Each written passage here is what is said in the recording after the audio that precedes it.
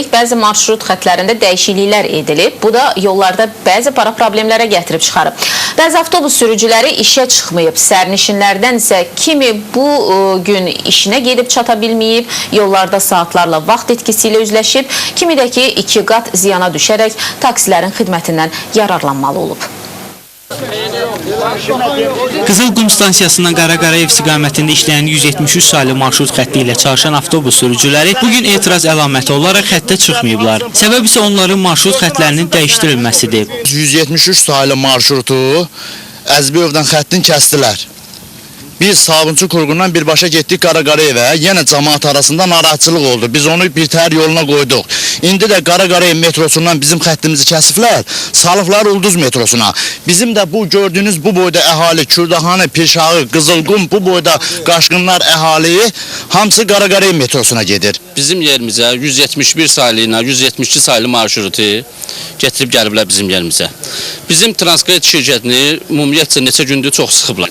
Özəl marşrutdur. İndi Nəqliyyat Departamenti sədrində deyək, müavininə deyək, neçə bir yaxınlıqları var, neçə şirkəti uzaqlaşdırıb, özəl marşrutu getirib onun yerində saxlayıblar. Biz də 2 gündür bu çöldərdəyik. Ulduz metrosunda, Əzmən metrosunda qoymurlar dayanmağa.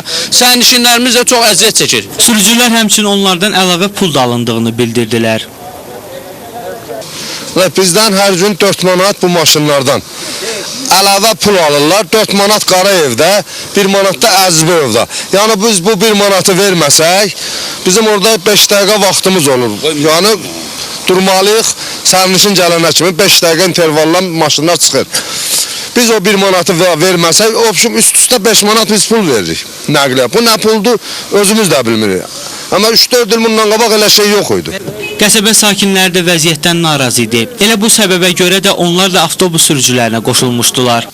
Bir də görürsən ki, yolun yarısında saxladılar departament. Saxladı, cəmaatı tökür. Yığışdırıb maşını aparıb gedirlər, qalırıq yolun ortasında. Mən təcili tibbi yardım işçiyəm.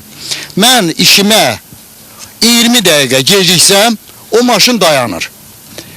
Həkim dayanır, felçer dayanır. Hər hansı bir çağırışa gedən olmur. Qəsəbədən şəhərə qayıtdığımız müddətdə yol boyu insanların dayanacaqlarda gözlədiyinin şahidi olduq. Məsələ ilə bağlı Nəqliyyat Departamentinin İctimaiyyətlə Əlaqələr Şöbəsinin nümayəndəsi Namiq Həsənov bildirdi ki, hazırda nəqliyyat xətlərinin sxemlərində dəyişiklik aparılır və məsələyə baxılacaq. Əsas olan isə sərnişinlərin rahatlığını və təhlükəsizliyini təmin etməkdir.